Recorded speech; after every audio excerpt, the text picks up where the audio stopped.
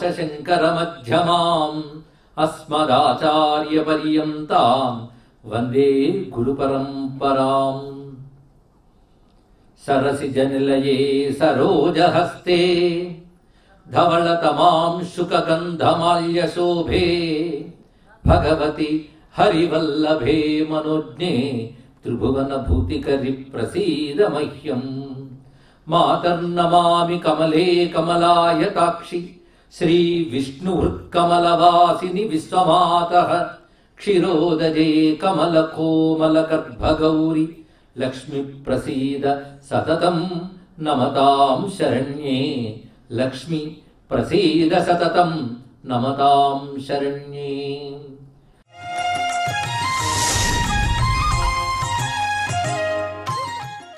నారాయణ ఎవరి దగ్గర హరి ఉంటాడో అక్కడ సిరి ఉంటుంది అని చెప్పారు. దీనికి మనం గజేంద్ర మోక్ష ఘట్టంలో గజేంద్రుడు ఎవరు ప్రార్థించాడండి? నారాయణుడు ప్రార్థించాడు. ఇక్కడ నారాయణ రక్ష అన్నాడు. సృష్టి స్థితి లయలు ఎవరి వల్ల జరుగుతున్నాయో ఈశ్వరుని శరణంబు వేడుద అనగానే ఆయన బయలుదేరి వచ్చేసాడు. ఎలా వచ్చాడో అందరికీ తెలుసు. వాళ్ళ ఆవిడికి చెప్పలేదు. సిరికించెప్పుడు శంఖచక్ర యుగమం చేదో ఈ సంధింపడే పరివారంబును చీరడు అభ్రగపతిని బంధింపడు ఆకర్ణికాంతర ధమ్మిల్లము చక్కనొత్తడు వివాద ప్రోద్ధిత శ్రీకుచో పరిచలాంచలమైన వీడడు గజ ప్రాణావనోత్సాహి. ఆ ఏనుగును రక్షించాలని తహతహతో అటు లక్ష్మీదేవికి చెప్పలేదు. పోనీ వెళుతున్నారు కదా అని చక్కగా సవరించుకోలేదు. ఆ శంఖచక్రాలు చేత్తో పట్టుకుందామని ప్రయత్నము చేయలేదు. తనంతా తాను బయలుదేరి వచ్చేసాడు. ఇక్కడ ఆయనకన్నా చెప్పకుండా వెంట అలవాటేలేండి. తిరిగి ఆయన వచ్చి చెప్తాడులేని ఆవిడ ఊరుకోలేదు.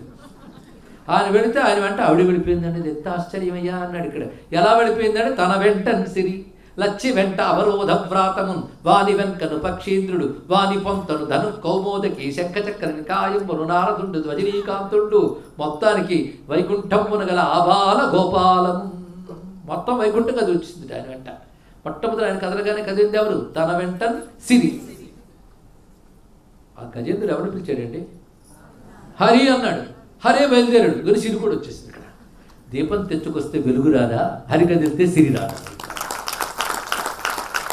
అదే సిరి అని పిలిచాడు అనుకోండి, అని పిలుస్తున్నాడు ఇప్పుడు వస్తాను నారాయణ అని ఇలా వచ్చి అలా మళ్ళీ వెళ్ళిపోతుంది. మళ్ళీ దరిద్రమే. కనుక హరిని పట్టుకున్న వాడికి సిరి అంటే ఈశ్వరునిపై భక్తి కలిగిన వాడికి ఐశ్వర్యం ఎప్పుడు ఉంటుంది. ఆవిడే చెప్తుంది నారాయణ భక్తుల పట్ల నాకు అవ్యాజమైన కారుణ్యం ఉంది అని తెలుస్తుంది. ఇక్కడ అందుకే చంచలా చెప్పాలని ఎందుకన్నారో తెలుసా? ఐశ్వర్యాలు సంపదలు స్థిరంగా ఉండవు. భగవంతుడు స్థిరంగా మనసులో పెట్టుకో సర్వైశ్వర్యాలు అక్కడ ఉంటాయి అనే విషయం ఉన్నది. కనుక ఈశ్వరుని విడిచిపెట్టనటువంటి ఆ మహాలక్ష్మి ఎవడికి ఈశ్వర భక్తి ఉంటుందో వాడి దగ్గర ఉంటుంది. తెలిసింది కదా. అయితే పుణ్యం కొద్ది ఐశ్వర్యాలు వచ్చినప్పుడు భగవంతుడు ఎవడండి అని ప్రశ్నిస్తాడు. కాలో చెయ్య దెబ్బతిన్నప్పుడు వైద్యులు చేతులు ఎత్తేసినప్పుడు ఏమాత్రం చేస్తే పరిస్తుందండి, ఏ గుడికి వెళ్తే బెటర్ అంటే అంటారు ఇక్కడ. అందుకే అన్ని అమరుని వాడు అలా ప్రశ్నలు వేస్తుంటాడు. అది ఒకటి దరిద్రం కూడా వరమేనండి. దైవాన్ని గుర్తు చేసే దరిద్రం సంపద, దైవాన్ని మరిపించే ఐశ్వర్యం దరిద్రం. జాగ్రత్తగా అదే విపత్ విస్మరణం విష్ణు సంపన్నారాయణ స్మృతి అంటాడు వ్యాసదేవుడు. విపత్తు అంటే విష్ణువుని విస్మరించడం, సంపద అంటే నారాయణని స్మరించడం. స్మరణ అంటే ఇంకో అర్థం చెప్పుకున్నాం, గుర్తు, జ్ఞాపకం. నారాయణని జ్ఞాపకం పెట్టుకోవాలి. ఎన్ని మర్చిపోయినా పర్వాలేదండి. కొందరు 99 ఏళ్ళైనా చిన్నప్పుడు ఎవడు కొట్టాడు గుర్తుంటుంది. పనికి మాది స్మరణ ఎందుకు చెప్పండి. ఇక్కడ అది వాసనాప్రాయంగా ఉండి వచ్చే జన్మలు వీళ్ళిద్దరు భయంకర శత్రువులు అవుతారు. ఎందుకు దిక్కుమాల స్మరణలు? స్మరణ ఎవరిని ఉండాలి? సంపన్నారాయణ స్మృతి అన్నారు ఇక్కడ. కనుక నారాయణ స్మరణే సంపద. నువ్వు నిత్యం నారాయణ స్మరణ ఉందా నీకు? అయితే నువ్వు సంపన్నుడు పో. అప్పుడప్పుడు గుర్తొస్తాడంటే నువ్వు ఎక్కువ దరిద్రుడు వెళ్తున్నావు. ఎప్పుడు గుర్తున్నాడంటే పూర్ణ దరిద్ర అన్నారు. కనుక భగవత్ స్మరణే సంపద అండి. స్మరణయే సంపద. ఈ మాట గుర్తుపెట్టుకుంటే చాలు. Take home message. ఇంకేం కావాలి? కానీ నిరంతర ఈశ్వర స్మరణ అది ఉంటే పర్వాలేదు. ఈశ్వర స్మరణ ఎలా ఉండాలో చెప్తాను. ఈశ్వర స్మరణ ఇవన్నీ సాధన కోసం పనికొచ్చే అంశములు. ప్రతి వాక్యం సూత్రవాక్యమే ఆలోచించవలసినది. ఇక్కడ ఈశ్వర స్మరణ ఎలా ఉండాలో తెలుసా? ఈశ్వరుడు ఉన్నాడని స్పృహ ఎప్పుడు ఉండాలి. నేను అనుభవిస్తున్నవన్నీ ఈశ్వర ప్రసాదములే అనే భావన ఉండాలి. రెండు విధాలు. ఒకటి ఈశ్వరుడు ఉన్నాడనేటువంటి దృఢమైన స్పృహ. రెండవది నేను అనుభవిస్తున్నవన్నీ ఆయన ప్రసాదములే. ఇది ఒకటి అస్తిత్వ దృష్టి, రెండవది ప్రసాద దృష్టి అన్నారు. ఇక్కడ అస్తిత్వం అంటే ఎగ్జిస్టెన్స్, ప్రసాదం. నువ్వు అనుభవించేది ప్రతిదీ ఆయన ప్రసాదం అన్నావు అనుకో, ఓహో ఈ భావంతో ఉన్నాడు కదా అని వాడిని అడుగడుగునా ప్రసన్నుడిగా చూస్తాడు భగవానుడు. అన్ని సంపదలే, ఆయన ఇచ్చినవన్నీ సంపదలే. దుఃఖం కలిగింది, ఆయన ఇచ్చాడుగా సంపదే, అలా అనుకో. అది కూడా నీకు అనువుగా మార్చేస్తాడు అప్పుడు ఇక్కడ. కనుక ఉండవలసింది ప్రసాద దృష్టి, ప్రసాద దృష్టి, ప్రసాద దృష్టి. ఇది ఒకటి గుర్తుపెట్టుకుంటే చాలు. పరమేశ్వరుడు ప్రసాదం అంటే అనుగ్రహం. ఆవిడ అనుగ్రహానికి, ఆయన అనుగ్రహానికి మరొక పేరే లక్ష్మి, దయ. ఈశ్వరుడి దయ ఒకటి లభించిందంటే ఈశ్వరుడి దయ. ప్రసాదం అంటే అనుగ్రహం. కనుక ప్రసాదం తింటున్నాడు తింటున్నామని కాదు, ఈశ్వరుడు అనుగ్రహాన్ని అనుభవిస్తున్నాను అర్థం. ఆ అనుగ్రహం ఎవరిది? ఈశ్వరుడిది. కనుక ఆయన దయ, ఆయన దయ నీకు ఐశ్వర్యం. కనుక దయ ఐశ్వర్యం రెండు కాదు, దయయే ఐశ్వర్యం, ఐశ్వర్యమే దయ. కనుక ఏది ఐశ్వర్యం అనుకుంటున్నావో అది నారాయణ దయ. ఈ భావం కలగాలి. కానీ నేను అనుభవిస్తున్నది భగవంతుడి ప్రసాదం అనే భావన విడిచిపెట్టి నేను బాగా సంపాదిస్తున్నాను, ఇంకా సంపాదిస్తాను, నేను అహంకారం అనుకుంటే అనుగ్రహం దృష్టి పోయింది, అస్తిత్వం దృష్టి పోయింది, అహంకారం ప్రవేశించింది. అహంకారం ప్రవేశిస్తే పాపం ప్రవేశించింది అని అర్థం. పుణ్యంతో వచ్చే సంపద క్రమక్రమంగా క్షీణిస్తుంటుంది దానివల్ల. అది ఎవడైతే ప్రసాదాన్ని గుర్తించడో వాడికి ఐశ్వర్యం పోతుంది అని చెప్పడానికి కథ చెప్తున్నాడు. గొప్ప ఐశ్వర్యవంతుడి కథ ఇది. గొప్ప ఐశ్వర్యవంతుడు ఎవరయ్యా అంటే ఇంద్రుడి కంటే ఐశ్వర్యవంతుడు ఎవరంటే అయ్యా 3 లోకాలకి అధిపతి అతడు, ముల్లోకాలకి అధిపతి. అధిపతి సహజ స్వాభావికమైన అనుభూతి కాదు, అధిపతి కాదు, నేచురల్లీ అధిపతి కాదు. అతనికి లభించింది ఆ పదవి గొప్పతనం వల్ల. అంటే సహజ స్వాభావికంగా ఐశ్వర్యవంతుడు అధికారి ఎవడంటే పరమేశ్వరుడే. ఆయన సహజంగా పరమేశ్వరుడు. కానీ ఆయన అనుగ్రహిస్తే ఈశ్వరుడు అవుతారు, కొంతమంది నాయకులు అవుతారు, నాయకుడు. కానీ నాయకత్వం సహజం కాదు ఇంద్రుడికి, బాగా తెలుసుకోండి. ఆయన నాయకత్వం ఇవ్వబడింది, గివెన్ బై హూమ్? పరమేశ్వర. నాయకత్వం ఎవరి వల్ల వచ్చింది? నారాయణుడి వల్ల వచ్చింది. కనుక నారాయణుడి ప్రసాదమే కదా నాయకత్వం. నారాయణుడి వల్లనే ముల్లోకాల ఐశ్వర్యం లభించింది, స్వర్గం లభించింది, స్వర్గంలో నందనవనం లభించింది, ఐరావతం అనే ఏనుగు, ఉచ్చేశ్వరమైన గుర్రము, ఇంకా చింతామణులు, కల్పవృక్షాలు, కామధేనువులు, ఇవన్నీ అతనికి లభించాయంటే ఎవరు? నారాయణ యొక్క దయ. ఇవన్నీ కలిపితే స్వర్గలక్ష్మి. ఇవి ఐశ్వర్యాలకు చిన్న రహస్యం ఉందండి. లభించినప్పుడు మాత్రం అబ్బా భగవంతుడి దయండి అంట. లభించక ముందు ఎప్పుడు లభిస్తాయని ఏడుపు ఒకటి ఉంటుంది. లభించిన తర్వాత లభించింది కదా అమ్మో భగవంతుడి దయ అంట. లభించినవి స్థిరంగా ఉన్నాయనుకోండి, అప్పుడు మొదలవుతుంది క్రమంగా అహంకారం, క్రమంగా మదంగా మారుతుంది. కొబ్బరి లేతగా ఉన్నప్పుడు నీరు ఉంటుంది, ముదురుతున్న కొద్దీ పెంకు అవుతుంది. అలా అహంకారం మదమైపోతుంది ఇక్కడ. ఇది ప్రమాదం. అందుకే ఎప్పుడు అనుగ్రహ దృష్టి ఉన్నవాడికి అహంకార దృష్టి రాదు, తెలుసుకోవాలి. ఇక్కడ అహంకారం పోవాలంటే అనుగ్రహ దృష్టి ఉండాలి, ఈశ్వర ప్రసాద భావన ఉండాలి. అనుభవిస్తున్న ప్రతిదీ ఈశ్వర ప్రసాదం అనే భావన ఎప్పటికప్పుడు డెవలప్ చేసుకోవాలి. సాధన అంటే ఏమిటో కాదండి, నిరంతరం దాన్ని గుర్తుపెట్టుకునే ప్రయత్నమే సాధన. ఈశ్వర ప్రసాదమైన భావన లేనప్పుడు అహంకారం మొదలవుతుంది, అహంకారం మదమైపోతుంది. కాసింత సంపదకి ఎంత వచ్చినప్పుడు ముల్లోకాల సంపద ఆయన దగ్గర ఉంది. అందుకోసం ఒకసారి కొంచెం మదం ఎక్కింది. మదమెక్కిన వాడు జంభాసురుడిని ఒక రాక్షసుడిని సంహారం చేసి దానికో సెలబ్రేషన్. అంటే ఇంద్రుడు కూడా రాక్షస సంహారం చేశాడు, దేవతలు కూడా అసుర సంహారం చేస్తారు. వాళ్ళ శక్తి మించిపోతే విష్ణువుని పిలుస్తారు. వాళ్ళ పనే లోక వ్యవస్థని చక్కగా నడపడం. ఆ శక్తి, ఆ అధికారం ఈశ్వరుడు ఇచ్చాడు వాళ్ళకి. కనుక మనకంటే శక్తివంతులైన దేవతలు ప్రకృతి వ్యవస్థని చక్కగా నడుపుతూ ఉంటారు. ఆ నడుపుతూ ఉన్నప్పుడు ఈశ్వరుడు ఇచ్చిన శక్తితో, ఈశ్వరుడు ఇచ్చిన అధికారంతో నడుపుతారు. రెండు, ఆయన ఇచ్చిన శక్తి అంటే ఎనర్జీ అండ్ పవర్, శక్తి అధికారం రెండుతో నడుపుతుంటారు. వాళ్ళ శక్తి ఎప్పుడైనా మించిపోతే అప్పుడు నారాయణుడో నారాయణియో వస్తారు. ఇది కథ సాధారణంగా ఉండేది. అయితే ఇంద్రుడు కూడా ఒకప్పుడు జంభాసురుడైన రాక్షసుడిని సంహారం చేశాడు. చేసిన తర్వాత ఏదైనా జరిగితే విక్టరీ ఉంటుంది కదండి, సెలబ్రేషన్స్, సక్సెస్ సెలబ్రేషన్స్. వెంటనే ఆయన ఐరావతం మీద వెళ్ళి ఊరేగుతున్నాడు. ఆయనకు ఇటు అటు అప్సరసలు, గంధర్వులు ఇత్యాది దేవగణం అంతా పరుచుకుంటున్నారు. చుట్టూ మంది మార్బలం, అంతులేని సంపద. ఈ మధ్య విజయం వచ్చింది. మరి ఇన్నున్నాక అహంకారం రాకుండా ఉంటుందండి? ఒక్కటి ఉంటే చాలు దేనికైనా. ఏకైకమప్యనర్థాయ. విద్య ఉంటే ఒక అహంకారం, ధనం ఉంటే మరొక అహంకారం, ఇంకా అనుకూలమైనవన్నీ జరిగిపోతుంటే మరొక అహంకారం, పదం ఉంటే మరి చెప్పలేదు. అన్నీ కలిసి ఉన్నాయి ఆయన దగ్గర. ప్రతి కథ నుంచి పాఠం నేర్చుకోవాలి. అందుకని ఇంద్రుడు కదా, ఇంద్రుడే అలా ఉన్నప్పుడు అని కాదు, ఇంద్రుడే అలా ఉన్నప్పుడు అలా జరిగింది కదా, నేను జాగ్రత్తగా ఉంటాను తెలుసుకోవాలి.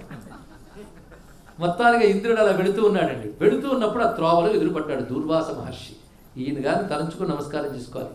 మన పురాణాలను తెలియకపోయినా కొన్ని మాత్రం బాగా తెలుసు. దుర్వాసుడు అంటే కోపిష్టి, ఇలాంటివి మాత్రం బాగా తెలుసు. అసలు పురాణాలు తెలియవు, పోనీ అవేనే తెలుసు, సంతోషం. దుర్వాసుడు భగవంతుని యొక్క శక్తి, రుద్రావతారం. నిజానికి మనల్ని బాగు చేయడానికి మహర్షి ఉంటాడు.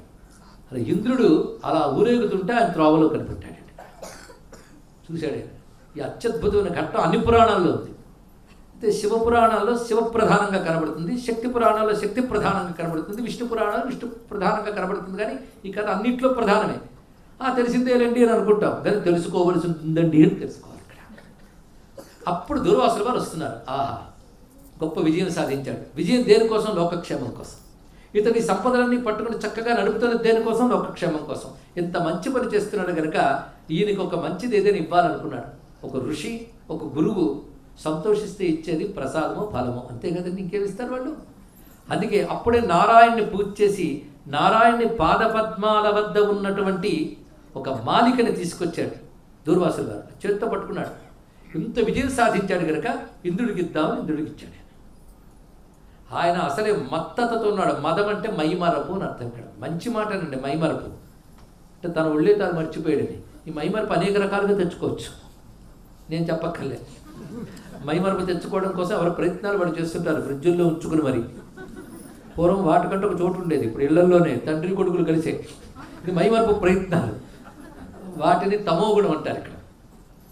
అలాగే ధనం ఉందని మైమరపు, వాడు అసలు సిచ్యువేషన్ మర్చిపోతాడు. నిన్న వరకు లేదు ఇవాళ రాగానే అప్పుడే ఒళ్ళు మర్చిపోతాడు, ఇల్లు మర్చిపోతాడు, చుట్టూ వాళ్ళని మర్చిపోతాడు. పెద్ద లేదు చిన్న లేదు, అదొక మైమరపు. ఇంకొక మైమరపు ఉందండి, భగవంతుడిని తలుచుకుంటే ప్రపంచాన్ని విస్మరించడం. ఆ మైమరపు ఆ పార్వతి ఉందే, మదభూమిత రక్తాక్షి మదపాటల గండభూ. అక్కడ మద శబ్దానికి అంత గొప్ప అర్థం ఉంది. ఆ పారవశ్యం వేరు, ఆ మైమరపు చాలా గొప్పది ఇక్కడ. కానీ ఈ మైమరపులు ఉన్నాయి. ఇప్పుడు ఒకటి పదవి అహంకారం, ఇంకొకటి విజయ అహంకారం, ఐశ్వర్య అహంకారం. ఇన్ని రాగానే ఆ మైమరపుతో ప్రసాదం చూశాడు. ప్రసాదం ఏమైనా తలతలలాడిపోతుంటుందండి. ఆ కుంకుమ పసుపు ఇవన్నీ అంటుంటాయి. ఇలాంటివి నా దగ్గర ఎన్ని ఉన్నాయో అని అందరు మనలో, ఇది ఆఫ్టర్ ఆల్ అని పక్కన పెట్టాడు. ఆ పక్కన పెట్టిన వెంటనే అది కూడా ఎక్కడ పెట్టాడు? ఏనుగు మీద ఉన్నాడు, ఏనుగు నెత్తి మీద పెట్టాడు. దాని నెత్తి మీద పెట్టగానే దానికి ఇదివరకు కంటే బలం వచ్చిందిట. విష్ణు ప్రసాదం తాకగానే ఆ బలంతో ఆయన వల్ల బలం వచ్చింది మర్చిపోయి బలం మదమై తొండంతో తీసి కింద వేసి కాలుతో తొక్కి వెళ్ళిపోయింది. అది చూడగానే దుర్వాసుల మనసు కలుక్కుమంది. మహాత్ముల మనసు బాధపడితే శాపం అవుతుంది తెలుసుకోండి. ఇక్కడ వాడు కోపం ఉండదు. అయితే వాళ్ళు బాధ స్వార్థంతో బాధపడరు, ధర్మం దెబ్బతిందని బాధపడతారు. అది శాపం అవుతుంది. శాపం అంటే ఏంటి తెలుసుకోండి. ఇక్కడ ధర్మం దెబ్బతింది అని బాధ కలిగిన దుర్వాసుడికి. పైగా దేవతలను కూడా శాసించే శక్తి ఋషులకు ఉన్నది. ఇది గొప్ప విషయం. ఇక్కడ మనం దేవతలు విశ్వాన్ని శాసిస్తున్నారంటాం, దేవతలు కూడా శాసించగలిగే శక్తి ఋషులకు ఉంది కనుకనే మన ఋషులకు ఎప్పుడు నమస్కారం చేసుకోవాలి. శ్రీ దుర్వాసాయ నమో నమః. ఆయన ఒక్కసారి చూసి ఎంత దుర్మార్గమయ్యనిది, ప్రసాద నిర్లక్ష్యం. నువ్వు చేసిన పాపం పేరేమిటి? ప్రసాద నిర్లక్ష్యం. ఎప్పుడైనా భగవంతుడి నుంచి వచ్చే దాని యందు నిర్లక్ష్యం కూడదు. అది ఎంతకు దించేస్తుందో చూడండి. ఇందాక ఇంత ఉపోద్ఘాతం, ఈ కథకు పనికొచ్చే ఉపోద్ఘాతం. మీరు జాగ్రత్తగా కనెక్ట్ చేసుకోవాలి లైన్స్ని. ఇందుకో మాట అన్నాం, ప్రసాద స్పృహతో జీవించాలి. ఇంద్రుడు ఇది అంతే కదా అని పడేశాడు. అనుభవిస్తున్నవని ఈశ్వర ప్రసాదం తెలిసినప్పుడు అలాంటిది నారాయణ ప్రసాదం వచ్చిందంటే ఎంత భక్తిగా పుచ్చుకోవాలి. ఒక తీర్థం ఎలా పుచ్చుకోవాలి, ఒక ప్రసాదం ఎలా పుచ్చుకోవాలి కూడా శాస్త్రం చెప్పింది మనకి. ప్రతిదానికి శాస్త్రం ఉంది. శాస్త్రంగా చేసిన దానికి ఫలితం ఉంటుంది. ఇక్కడ ప్రసాదం పుచ్చుకోవాలంటే వస్త్రాన్ని 4 మడతలు పెట్టి అది ఎడమ చేతిలో పెట్టుకుని పైన కుడి చెయ్యి పెట్టి తీర్థం పుచ్చుకోవాలి అని చెప్పారు. చుక్క కూడా పడకూడదుట. అంటే అంత విలువ దానికి, అంత శక్తి ఉంటుందండి. తపస్సు వల్ల సూక్ష్మ దృష్టి పొందిన ఒక వ్యక్తి, ఒక యోగి ఇటీవల కాలంలో చెప్పిన వార్త ఏమిటంటే, తీర్థం చేతిలో పడితే తీర్థం చుట్టూ ఒక కాంతి వలయం కనబడింది సూక్ష్మ దృష్టికి. అంటే మన దృష్టిలో నీరు లేదా పంచామృతాలు, కానీ అక్కడ తేజో వలయం ఉంటుంది, మహాశక్తి ఉంటుంది. దాన్ని చూసే శక్తి మనకు లేదు. అంత భక్తిగా పుచ్చుకోవాలి తీర్థాన్ని, ఒక చుక్క పడేయకూడదు. అలాగే పండో ఏదో ఇస్తే కళ్ళకద్దుకుని పుచ్చుకోవాలి. నిర్లక్ష్యం చేసేమా ప్రసాద నిర్లక్ష్యం. ఇక్కడ గురువు చేతిలో వచ్చినది, ఈశ్వరుడు ప్రసాదం అని మనకు వచ్చినది నిర్లక్ష్యం చేయరాదు. వెంటనే స్వీకరించాలి. వెంటనే స్వీకరించే అనుకూలత లేనప్పుడు శ్రద్ధగా పుచ్చుకుని ఒక దగ్గర భద్రపరుచుకుని సరైన సమయంలో స్వీకరించాలని చెప్పారు. ఇది ప్రసాద స్వీకార నియమం, తీర్థ స్వీకార నియమం. పైగా తీర్థం పుచ్చుకుంటే ఎంత పుణ్యమో, ఒక్క చుక్క నీటి నేల మీద పడితే 8 రెట్ల పాపము శాస్త్రం. అటువంటి భావన ఉండాలండి. మామూలు నీరైతే బాటిల్స్ తాగచ్చు. అక్కడ 3 మార్లు 3 మార్లు పుచ్చుకుంటున్నాం. ఏమిటయ్యా అంటే అకాల మృత్యుహరణం, సర్వవ్యాధి నివారణం, సమస్త పాపక్షయకరం. 3ంటికి 3 మార్లుట. అకాల మృత్యువుని పోగొడుతున్నది, సర్వవ్యాధుల్ని పోగొడుతున్నది, దాని తర్వాత పాప నివారణ. ఇంకేం కావాలి? అది తీర్థ మహిమండి. అది ఈశ్వర తీర్థం పుచ్చుకుంటూ ఈశ్వర ప్రసాదం పుచ్చుకునేవాడి జీవితమే జీవితం. అంటే తినేది ఈశ్వరుడికి నివేదించి తినేవాడి జీవితమే జీవితం అర్థం అనుకుంటు కాదు. ఇక్కడ అంత అద్భుతమైన ఒక జీవన విధానాన్ని భారతీయ సంస్కృతి ఏర్పరిచింది. అందుకే పదార్థం తినకయ్యా ప్రసాదం తిని చెప్పాను. పదార్థం ప్రసాదం ఎప్పుడవుతుంది? ఈశ్వరుడికి నివేదించినప్పుడు అవుతుంది. ఇక్కడ స్వామి ఇదంతా నీ దయ అనడమే నివేదన. నివేదన అంటే రిపోర్ట్. ఈశ్వరుడికి ఏమి నివేదిస్తున్నావు? నేను అనుభవిస్తున్నవన్నీ నీ దయస్వామి అనే భావన పదార్థాన్ని ప్రసాదం చేసింది. ప్రసాదం తింటే నీ మనసుకు ప్రసన్నత లభిస్తుంది. అందుకే తీర్థ ప్రసాద స్వీకార నియమం ఉంది. కానీ అహంకారం ఉన్నదే, అవి దైవాన్ని కూడా నిర్లక్ష్యం చేస్తాయి, గురువుల్ని నిర్లక్ష్యం చేస్తుంది. అంత ఇంద్రుడు కొద్దిపాటి అహంకారం. ఇంద్రుడేమో రాక్షసుడు కాడు, సద్గుణాల రాశి, దేవత అంటేనే ఉత్తమ గుణములు కలవాడు. అలాంటి ఆ క్షణంలో ఆయన బుద్ధి అలా చేసింది. ఆ క్షణంలో అహంకారం ఎప్పుడు ఎలా లాగుతుందో తెలియదు. వెంటనే ప్రసాద నిర్లక్ష్యం చేశాడు. ప్రసాద నిర్లక్ష్యం చేసినందుకు దుర్వాసుడు మాట ఏమిటంటే, నారాయణ ప్రసాదాన్ని నిర్లక్ష్యపరిచేవి కనుక నారాయణ ప్రసాదంగా లభించిన ఐశ్వర్యం మొత్తం నీటిపాలవుతుంది పోవని వెళ్ళిపోయాడు. దీన్ని మనం శాపం అంటాం. శాపం కాదు, నువ్వు చేసిన దానికి ఇది ఫలితం అని చెప్పాడు. ఇది తెలుసుకోవాలి. ఇక్కడ శాపం కోపం నుంచి వస్తే, ఋషికి కోపం ఉంటే మంచిది కాదు. కోపం జయించినవాడే ఋషి. కానీ ఋషికి గురువుకి కోపం వస్తే అదృష్టం అండి, తెలుసా? ఎందుకంటే వెంటనే తిడతాడు, దాంతో నీ పాపం పోతుంది. నీ దోషం చూపిస్తాడు, నువ్వు బాగు చేయడానికి అవకాశం ఇస్తాడు.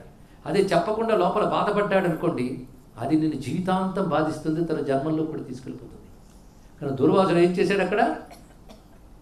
నువ్వు ప్రసాద నిర్లక్ష్యం చేసేవి కనుక నారాయణ ప్రసాదంగా లభించే నీ స్వర్గలక్ష్మి, త్రిలోకలక్ష్మి అంతా కూడాను జలం పాలైపోతుంది పోవని శపించి వెళ్ళిపోతున్నాడు. ఆయన వెళ్ళిపోతుంటే అప్పుడు దిగాడు ఏనుగు. అంటే ఏనుగు ఎక్కినప్పుడు దిగాడు అనమాట. ఇప్పుడు దిగింది ఏంటి? అహంకారం.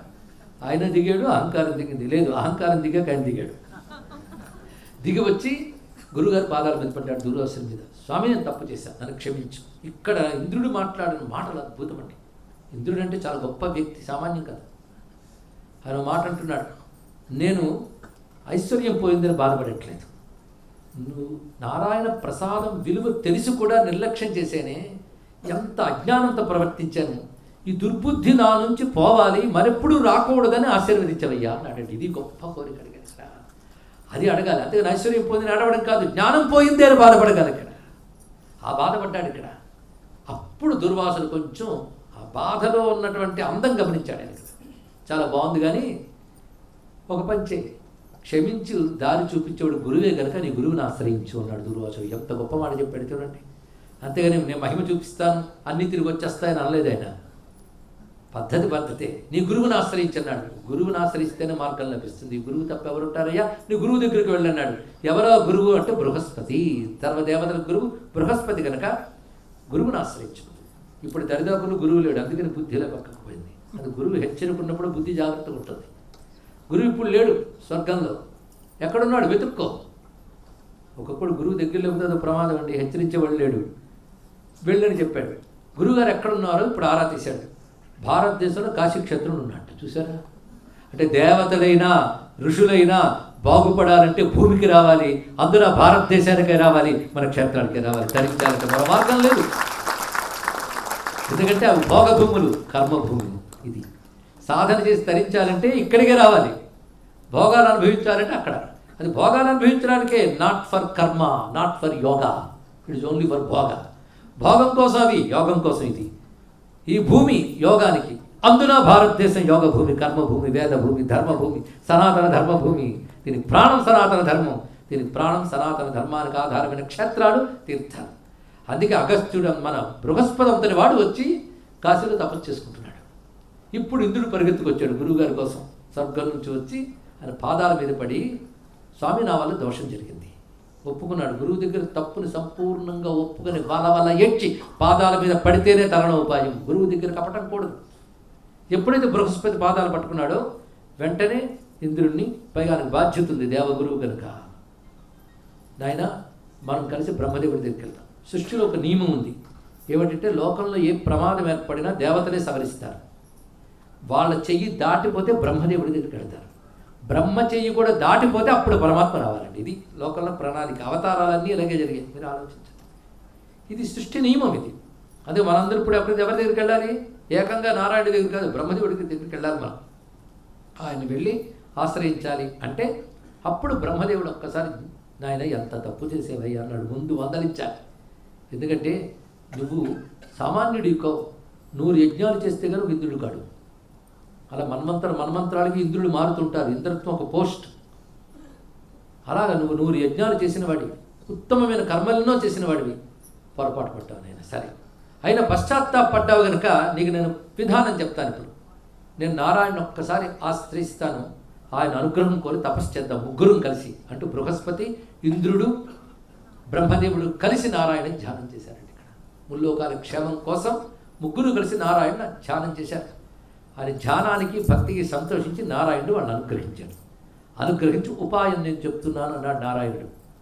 ఏమిటో ఉపాయం అంటే, సమస్తము క్షీరసాగర మందు లయమైపోయింది, తిరిగి ఐశ్వర్యం పొందాలంటే క్షీరసాగర మథనం చేయాలి అన్నాడు ఇక్కడ.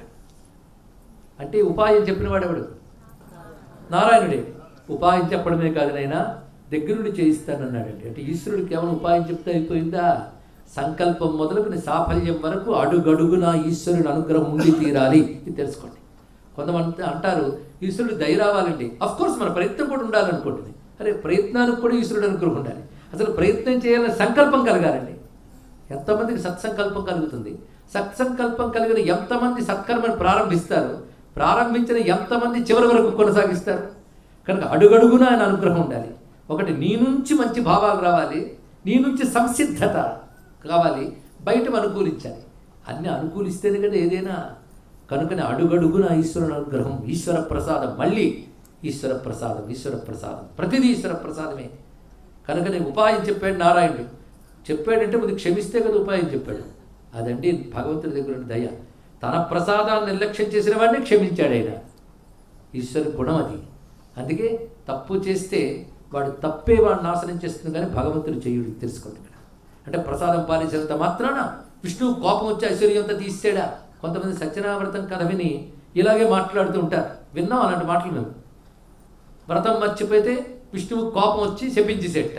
అరే వ్రతం చేయకపోతే శపించేస్తాడంటే, నువ్వు వ్రతం చేయమని ఎవడు సంకల్పం చేయమన్నాడు? ఆయన చెప్పాడు, వచ్చి నువ్వే చేసావు. భగవంతుడు వచ్చి శపించడం జరగదు, నీ కర్మే నిన్ను అలా చేస్తుంది. తెలుసుకో. ఇక్కడ నిప్పులో చెయ్యి పెట్టావు కనుక చెయ్యి కాలింది. నిప్పు పెట్టమందా? పెడితే కాల్చింది. దానికి నిప్పుని తిడతావా నువ్వు? నిప్పు అక్కర్లేదు అనగలవా? చెయ్యి పెట్టకుండా ఉంటే చాలు. కనుక మనం చేసిన తప్పే మనల్ని బాధిస్తుంది తప్ప భగవంతుడు వచ్చి శాపాలు ఇవ్వబడదు. తెలుసుకోండి. పశ్చాత్తాపడితే కరుణించేవాడు భగవంతుడు. భగవంతుడి దగ్గర ఉన్నది ఒకటే స్వభావం, కరుణ, కరుణ, కరుణ. కరుణే అని స్వభావం. నువ్వు చేసిన తప్పు నిన్ను బాధించింది, తప్పు తిరిగిన పశ్చాత్తాపడ్డా దయ చూపించాడు. దయ చూపించాక అడుగడుగున ఉంటాడండి. ఈ కథని జాగ్రత్తగా వినాలి. అది క్షీరసాగర మథనం ఎన్ని మార్లో విన్నది అని కాకుండా ఇవాళ వినే తీరు లక్ష్మీదేవి కోసం వింటున్నారు కనుక జాగ్రత్తగా వినాలి. మొత్తానికి నారాయణుడు మీరు క్షీరసాగర మథనం చేయాలి. ఎలా చేయాలి, ఎలా చేయాలో చెప్పాడు.